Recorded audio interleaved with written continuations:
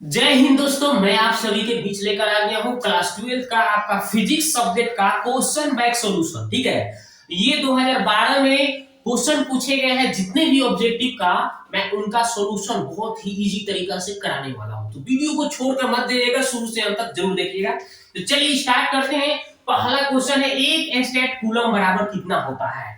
तो एक state coulomb बराबर कितना होता है दोस्तों। तो सबसे पहले आप ये जानिए कि एक कूलम बराबर कितना होता है। तो ये कूलम बराबर होता है दोस्तों 3 गुणे 10 के पावर 9 होता है। अगर इसी ये ESU इलेक्ट्रोस्टैटिक यूनिट होता है। ठीक है, अगर कोई पूछता है कि एक इलेक्ट्रोस्टैटिक यूनिट बराबर क्या होता है, तो ये इधर बट्टा में आ जाता है, यानी एक बट्टा इधर जब आएगा तो नीचे चला जाएगा, एक ये एक ऊपर और ये नीचे आ जाता है। एक गुने 3 गुने 1 गुने 10 के पावर माइनस 10 के पावर 9 हो जाता है। अब यही चीज को अगर हम 1/3 लिख सकते हैं और ये नीचे से ऊपर गया तो इनवर्स में हो जाता है कि नहीं, हो जाता है। तो यही एक इलेक्ट्रोस्टैटिक यूनिट बराबर पूछा जा रहा है।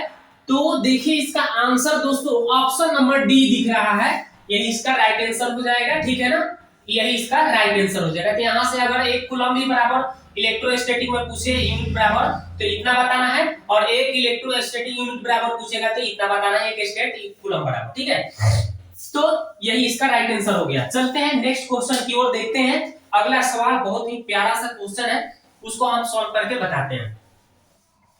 दूसरा क्वेश्चन दोस्तों बोला गया कि एक उभयुतल लेंस है, ठीक है, जिसमें म्यू इक्वल टू 1.5 के प्रत्येक तल की वक्रता त्रिज्या 20 सेमी है। 20 सेमी बोला गया है, तो लेंस की क्षमता निकालना है दोस्तों। ठीक है, तो यहां पे देखिए दोस्तों, एक उभयुतल लेंसर अगर हम लेंस बनाते हैं तो ये देखिए इधर साइड वाला का जो होता है दोस्तों, इसका जो होता है हम लोग R1 मानते हैं। ठीक है, वक्रता त्रिज्या, और इधर साइड वाले को हम लोग, जो कि ये प्लस में रहता है, और इधर साइड वाले को हम लोग मानते हैं R2, जो कि आपका माइनस में रहता है। ठीक है, तो ये देखा प्रत्येक तल की वक्रता त्रिज्या 20 cm है, मतलब कि ये 20 cm है और ये भी R2 20 cm है। ठीक है, ये हमें पता चल गया। ओके, अब देखिए, अब इसमें म्यू इक्वल टू दिया था, म्यू इक्वल टू 1.5 दिया है, और यहाँ पे लेंस की क्षमता पूछा गया है।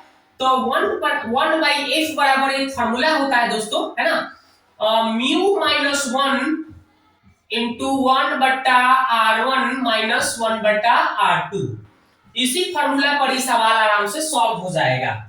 ठीक है, A1/f को ही क्षमता बोला गया। चल देखिए, तो यहाँ पे हमें करना क्या है दोस्तों, ये मान निकालना है। तो देखिए इसका मान हमें पता चल गया 1.5 माइनस 1 माइनस 1, ये R1 के मान 20 cm है और R2 का मान माइनस 20 cm है। ओके, अब इसको सॉल्व करना है दोस्तों, तो यहाँ पे घट के आ जाएगा, कितना आ जाएगा 0.1 cm आ जाएगा। ठीक है, 1.5 में से 1 घटेगा तो आधा बच जाएगा, और इसको आप कीजिएगा तो 1/20 और माइनस माइनस प्लस हो गया 1/20। ठीक है, अगर हम इसको बट्टा 10 करके इसको चाहेंगे तो हटा सकते हैं 5 गुना 10। ठीक है, यानी हम इसको लिख सकते हैं 1/2 और इसको लिख सकते हैं 1 और 1, कितना हो जाएगा 2 हो जाएगा। 1/20 एगो और माने 1/20 है, तो हम इसको लिख सकते हैं 2 गुने 1/20। 1/20 प्लस 1/20 है 2 को 1/20, यानी 2 गुने 1/20 ना जी, तो 2 से 2 कट गया तो 1/20 आया। अब ये 1/f का मान हमें 1/20 पता चल गया है। चलिए अब इसको थोड़ा सा आगे की ओर बढ़ाते हैं। ठीक है, चलिए, तो 1/f का मान हमें पता चल गया, कितना आ गया 1/f का मान हमें पता चल गया है 1/20। ठीक है, अब आपको पता होना चाहिए दोस्तों कि ये है सेंटीमीटर में, लेकिन हमें मीटर में चाहिए, मीटर में चाहिए। तो मीटर में करने के लिए ऊपर हम क्या करेंगे 100 से गुना कर देंगे, और नीचे 20 तो है ही, और यही 1/f जो होता है, p बराबर 1/f होता है, लेंस की क्षमता हो जाएगा। ठीक है, तो 1/f का जो वैल्यू निकलेगा इसी को हम p बोलेंगे, और इसको काटेंगे हम तो कितना हो जाएगा 20 × 100, यानी कि 5 डायप्टर आ रहा है। कितना आ रहा है भाई 5 डायप्टर आ रहा है। कितना डायप्टर 5 डायप्टर, जो कि ऑप्शन नंबर ए इसका राइट आंसर हो गया। ठीक है, तो चलते हैं नेक्स्ट क्वेश्चन की ओर, देखते हैं। चलिए अगला सवाल देखिए। तो अगला सवाल देखिए, एकदम इसको आप अच्छी तरह से देखिए, ये नहीं कि हाँ ऑप्शन इसका ये है याद कर लिया, रट्टा मार लिया, अंक बदल जाएगा तब क्या होगा, रट्टा मारते ना जाइएगा, गड़बड़ हो जाएगा। ए तथा बी बिंदुओं के बीच की समतुल्य धारिता निकालना है। तो यहाँ पे सी और यहाँ पे ए है, यहाँ पे बी है, तो हम इसको मान लेते हैं डी और इसको मान लेते हैं हम ई। तो पहले हम सी डी ई का निकालते हैं, सी डी ई में, ठीक है। तो यहाँ पे हम पहले निकालते हैं। तो देखिए, तो सी डी ई की बात अगर हम करते हैं तो क्या करेंगे, तो ये देखिए इस तरह से कुछ जुड़ा गया है ना, इस तरह से जुड़े हुए हैं, इस तरह से जुड़े हुए हैं, ठीक है, ठीक है, इस तरह से जुड़े हुए हैं, जो कि एक ही तार में इधर गया है और यही इधर आया है। तो इस श्रेणी क्रम में होगा, किस क्रम में होगा, श्रेणी क्रम में, श्रेणी क्रम। तो श्रेणी क्रम का अगर हम समतुल्य धारिता निकालें, इसका मान 4 डायोड दी, 4 माइक्रोफैराड, इसका भी 4 माइक्रोफैराड। तो श्रेणी क्रम के लिए 1/c equal to 1/c1 plus 1/c2 formula होता है, राइट। अब इसको हम जब लिखते हैं दोस्तों तो क्या करते हैं, इसको हम जब ऊपर c का मान निकालते हैं तो उलट जाता है आपका, पहले इसको ऐसे लिख लीजिए, 1/c है, इसको जब आप एलसीएम लीजिएगा तो c1 * c2 और यहाँ पे हो जाएगा c2 + c1 हो जाएगा, ठीक है। अगर आप इसको सॉल्व करते हैं तो कितना आ जाएगा, 1/c इक्वल टू कितना आ रहा है, c1 + c2 और बटा क्या हो गया, c1 * c2। अब जब आप इसको उलटते हैं तो c बराबर आ जाएगा, कितना हो जाएगा, c1 * c2 अब बटा हो जाएगा c1 + c2। तब देखिए c1 का मान कितना था आपका, ये हो गया c1, ये हो गया मान लीजिए c2, कितना हो जाएगा 4 × 4 और नीचे हो गया 4 + 4, ठीक है। जब इसको आगे बढ़ाइएगा दोस्तों तो कितना आ जाएगा, देखिए यहां पे लिख देता हूं, कितना हो जाएगा, 4 × 16 और 4 × 4 कितना हो गया 8, यानी कितना आ रहा है, 2 आ रहा है, यानी 2 माइक्रोफैराड आ रहा है, कौन सी, सी का मान। ये सी का मान हमें पता चल गया, एक हमने सी निकाला जो कितना आया भाई, 2 माइक्रोफैराड आया, ठीक है। तो चलिए ये हमें पता चल गया 2 माइक्रोफैराड। चलिए आगे बढ़ाते हैं इसको, ठीक है, इतना समझ में आ गया, आगे बढ़ते हैं। चलिए ये हमें पता चल गया 2 माइक्रोफैराड, यानी कि हमें ये जो तार गया था इस तरह से, इस तरह से आया था, तो इसका और इसका हमने निकाल लिया, श्रेणी क्रम में था तो यहां से जैसे कि इस तरह से हमने निकाला ना, देखिए ये और ये पार्ट निकल के एक पार्ट बन गया, जैसे ये था और ये था आपका, तो ये वाला और ये वाला जब मिलकर हमें निकाल कर पता चला है कितना आ गया भाई, इसका मान पता चल गया 2 माइक्रोफैराड, ठीक है, 2 माइक्रोफैराड पता चल गया। और नीचे भी हमें पता चल गया, देखिए नीचे भी दिया है, कितना दिया है, ये भी हमें पता चल गया है, ये भी 2 माइक्रोफैराड है नीचे भी, ओके। उसके बाद में यहां से क्या है, इस तरह से है, तो ये वाला भी हमको पता है और ये वाला भी पता है। तो सबसे पहले हम इसको निकाल लेते हैं, इन दोनों को, इसको और इसको निकालते हैं। तो ये क्या है, समानांतर क्रम में है। तो समानांतर क्रम में होता है ना, तो समानांतर क्रम में जब रहता है दोस्तों तो इसका फॉर्मूला होता है c = c1 + c2। अगर हम c1 इसको मानते हैं और इसको c2 मानते हैं तो 2 + 2 कितना हो जाएगा, 4 माइक्रोफैराड हो जाएगा। 4 माइक्रोफैराड किसका, इन दोनों को मिलाकर हो जाएगा, ठीक है। तो इन दोनों को मिलाकर जब 4 माइक्रोफैराड हो गया तब देखिए कैसे चित्र बनेगा। तो अब क्या हो गया, देखिए ये हमें पता चल गया है 4 माइक्रोफैराड, और इधर से भी देख लीजिए कितना दिया है, ये भी दिया है 4 माइक्रोफैराड, ओके, माइक्रोफैराड दिया है। और ये हमें पता चल गया है, एक और हमें पता चल गया, जो ये दोनों को मिलाकर हमें पता चल गया कितना दिया है भाई, कितना दिया है, ये दिया है हमें 4 माइक्रोफैराड, ये भी पता चल गया हमको 4 माइक्रोफैराड, ठीक है। और ये सभी जो है, सभी के सभी अब एक ही तार में जुड़े हुए हैं, सभी के सभी। यहां से मान लीजिए ए था और यहाँ पे आ गया था बी, तो ए से बी तक निकालना था मेरे को, तो ए से बी तक निकालना है, तो एक ये है, एक ये है, एक ही तार में सब जुड़े हुए हैं, तो ई का हो गया भाई श्रेणी क्रम में हो गया। तो श्रेणी क्रम के लिए कौन सा फॉर्मूला लगेगा, चलिए इसके आगे बढ़ते हैं। तो श्रेणी क्रम के लिए कैसे, हमने यहाँ से पार्ट बाय पार्ट तोड़ के बता रहा हूँ। तो श्रेणी क्रम के लिए फॉर्मूला क्या हो जाएगा, यहाँ पे देखिए श्रेणी क्रम हो गया। श्रेणी क्रम के लिए क्या हो जाएगा, अगर हम सी का फॉर्मूला लिखते हैं तो 1/c बराबर होता है 1/c1 + 1/c2 + 1/c3 ना जी, इस तरह से c3, ओके। चलिए इस तरह से, तो देखिए 1 2 3 गो है, तो लिखिए 1/4 + 1/4 + 1/4, कितना हो गया 3/4 आ गया, ठीक है, 1/c बराबर। इसको हम अब उलटते हैं तो c बराबर आ जाएगा कितना 4/3, कितना आ जाएगा c बराबर 4/3 माइक्रो फैराड आ जाएगा। समतुल्य धारिता यही हमें निकल जाएगा, समतुल्य धारिता यही 4/3 आएगा, जो कि ऑप्शन नंबर कौन है, ऑप्शन नंबर बी जो है 4/3 माइक्रो फैराड हो जाएगा आंसर, सही आंसर। ठीक है, तो हम एक बार और समझा देते हैं आपको। सबसे पहले हमने सी डी ई मान लिया है और इसको ये देखिए यहां से तार यहां गया है और फिर यहां से यहां आया, तो एक ही तार में दोनों जुड़ा हुआ है, तो श्रेणी क्रम, तो श्रेणी क्रम के हिसाब से इसके हिसाब से इस 1/C1 प्लस 1/C2 मान करके इसको C1 C2 मान करके सॉल्व किया था, तो ई आ गया था 2 माइक्रोफैराड। अब ई 2 माइक्रोफैराड आइए भी ये दोनों समानांतर क्रम में हो जाएंगे, तो C1 प्लस C2 तो 2 का 2 4 हो गया, तो ये बन गया 4, और पहले से हमें ये भी 4 था, ये भी 4 था, तो अब हम क्या करेंगे, एक ही तार में 3 गो हो गया, जुड़ गया ना, तो 1/C1 1/C2 1/C3 कर लेंगे और सबको कैलकुलेट करेंगे कितना आ गया, तो हमें समतुल्य धारिता निकालना है, तो उलट देंगे अगर हम, ठीक है, तो समतुल्य धारिता C निकालना था तो ये उलट जाएगा, तो 4 ऊपर है 3 नीचे, तो C का मान हमें पता चल गया जो कि आया 4/3 माइक्रोफैराड। इस तरह से बनाइएगा, ठीक है, तोड़ तोड़ के बनाना पड़ता है, ठीक है, ये नहीं कि हाँ जल्दीबाजी में आप गलत सलत बना दीजिएगा, आंसर गलत दे देगा, ठीक है। तो चलिए इसको हमने अच्छी तरह से समझाने का प्रयास किया।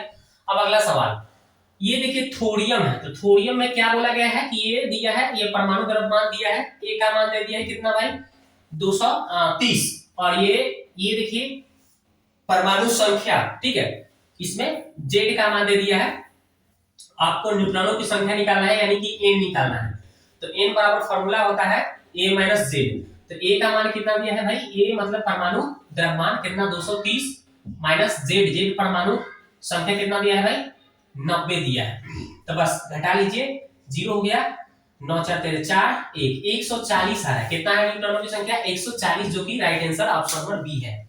ठीक है, चलते हैं नेक्स्ट क्वेश्चन की तरफ, ठीक है।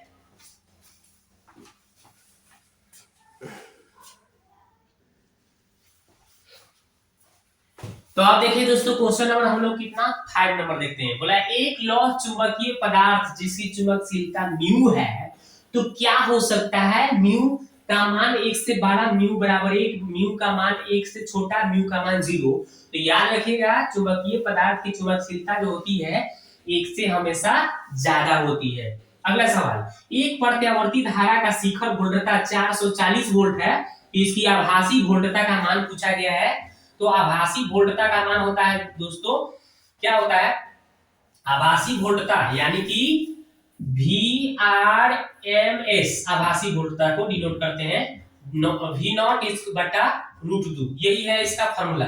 तो V0 का मान दिया है शिखर मान कितना 440 वोल्ट, ठीक है, और यहाँ पे √2 है, तो √2, अब हम क्या करते हैं √2 को हम हटाने के लिए, इस √2 को हटाने के लिए क्या करते हैं, √2 से नीचे गुना और √2 से ऊपर गुना कर लेते हैं, तो इसका मान आसानी से निकल जाता है, तो 440 और ऊपर आया है √2, ठीक है। अब इसको आप क्या करेंगे, √2 में √2 से गुना करेंगे तो 2 आ जाएगा, अभी 2 को काटेगा इसको तो कितना आएगा 220, तो आ गया कितना 220 है ना, 220 यहाँ पे √2 आया है, ठीक है, जो कि राइट आंसर है आपका, आभासी वोल्टता का मान आ गया 220√2, ऑप्शन नंबर कौन सा है, ये वाला ऑप्शन नंबर सी इसका राइट आंसर, ठीक है। तो याद रखिएगा आभासी वोल्टता V0 बटा √2 सूत्र से बनाया जाता है। ओके, अगला सवाल देखते हैं, एक आवर्धक ग्लास जिसकी क्षमता 12 डायोप्टर है, तो की आवर्धक क्षमता क्या होगा ये पूछा गया है, तो आवर्धक क्षमता M इक्वल टू होता है, क्या होता है 1 प्लस D बटा F, यही इसका फॉर्मूला है, इसी फॉर्मूला पर हमें सवाल को सॉल्व करना है।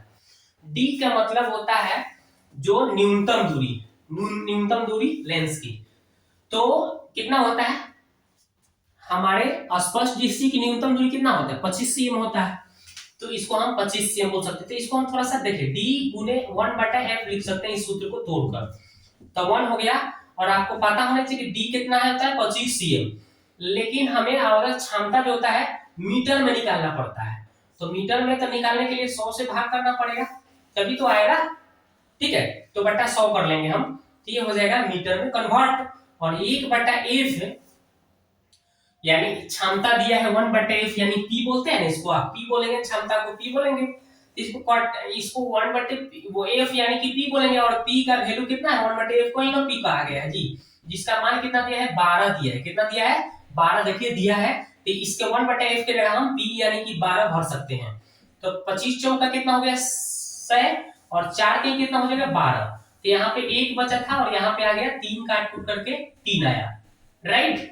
तो यहाँ पे 3 आया, कितना हो गया भाई 4, तो यही आ गया इसका आवर्धक क्षमता, कितना आएगा भाई 4 आएगा, कितना आएगा 4 आएगा, ठीक है।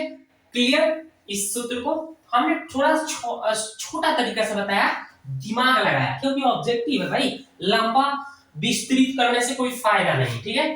चलिए, तो जो व्यक्ति अगर जड़ से जानता है चीज, किसी भी चीज को, वही सूत्र या ट्रिक भी बना सकता है, ठीक है, याद रखिएगा।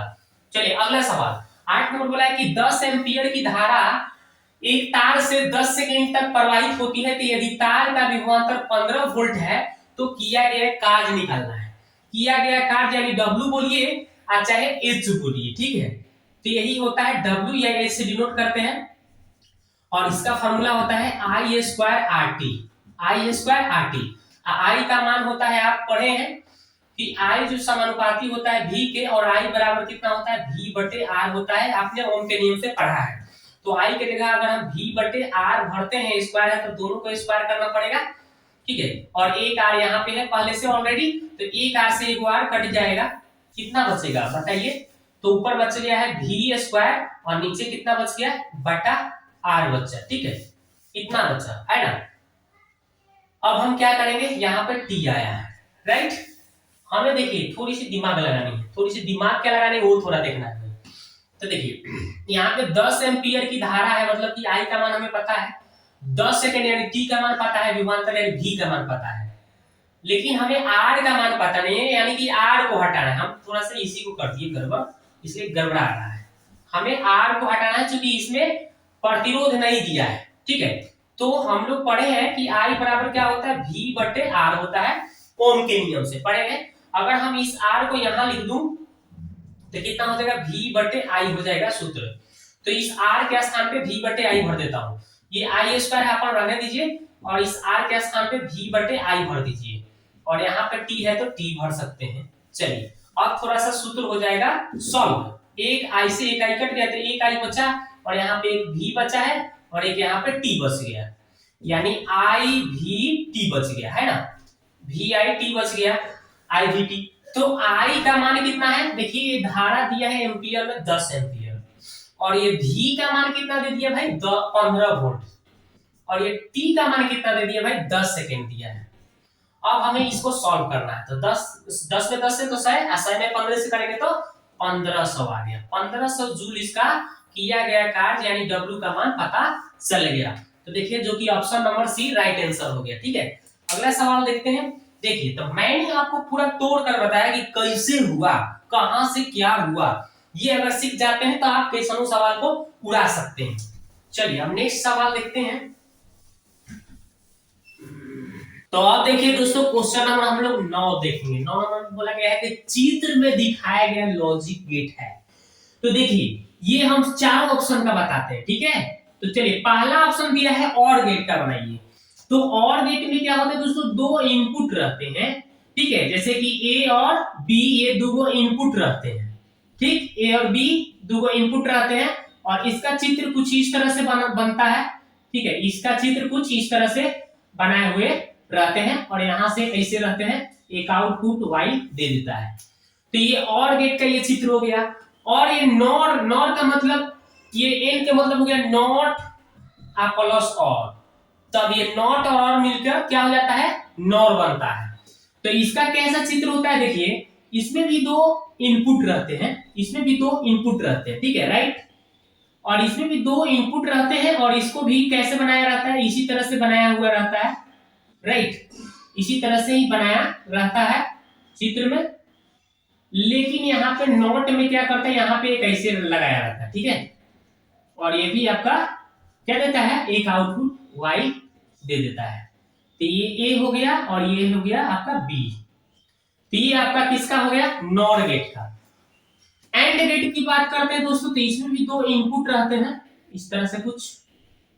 लेकिन ये क्या होते हैं, इसका आकार जो होता है डी आकार का होता है, डी आकार का, ठीक है, इस तरह से रहता है, इस तरह से रहता है डी आकार का, ठीक है, एकदम डी बनाया हुआ रहता है। ऐसे देखिए इस तरह से कुछ जाता है, इस तरह से कुछ जाता है, और इस तरह से कुछ डी आकार का बनाया हुआ रहता है, ठीक है। जैसे देखिए इस तरह से, ओके। तो ये ए हो गया और ये हो गया आपका बी, और यहां से कोई इनपुट निकला रहता है वाई, ठीक है, इस तरह से। ये पूरा डी की आकार की रहता है, याद रखिएगा, राइट ना, इस तरह से। चलिए ये हो गया आपका and gate. Not gate, not है तो यानी कि एन, यानी इस नॉट के मतलब होता है नॉट प्लस एंड, ठीक है। इसमें नॉट लगा है तो यहाँ पे नॉट, ठीक है, इस तरह से इसका ये हो गया। अब इसका बात करते हैं तो ये भी, इसका जिस चित्र देखिए, इसमें भी दो इनपुट रहते हैं, ठीक है, और इसका भी चित्र कुछ डी आकार का ही बनाए हुए रहते हैं, और ये इस तरह से इनपुट भले आउटपुट एक देते हैं, ठीक है। ये हो गया आपका किसका, ये हो गया आपका एंड गेट का। तो यही तो पूछा गया है, एंड गेट का ही तो ये बोला गया है। तो ऑप्शन नंबर इसका डी राइट आंसर हो गया क्वेश्चन का। हमने यहाँ पे 1 2 3 4 मतलब इस तरह से चारों का बता दिया, ठीक है। लेकिन आपसे पूछा गया है ये वाला चित्र, जो कि ये चित्र है, इसी चित्र का पूछा गया, तो इसको नॉट गेट है। तो ऑप्शन नंबर डी, जो कि क्वेश्चन बैंक में गलत दिया है, उसको सुधार लीजिएगा, ठीक है। तो क्वेश्चन बैंक में भी हमें गलतियां मिल रहा है। देखो 2011 में भी एक गलती हमें मिला था, है ना जी, कि स्वस्थ मनुष्य का प्रतिरोध, उसमें 50,000 ओम दिया था, लेकिन होगा आंसर क्या करे 10,000 ओम, ठीक है, याद रखिएगा। अब हमें अगला सवाल लेते हैं। निर्वात से 6000 एंगस्ट्रॉम तरंगदैर्घ्य का एक वर्णी प्रकाश 1.5 अपवर्तनांक वाले एक माध्यम में प्रवेश करता है, तो इस माध्यम में इसका तरंगदैर्घ्य कितना होगा, ठीक है। तो तरंगदैर्घ्य कितना होगा, तो म्यू समानुपाती होता है 1/λ का, ठीक है।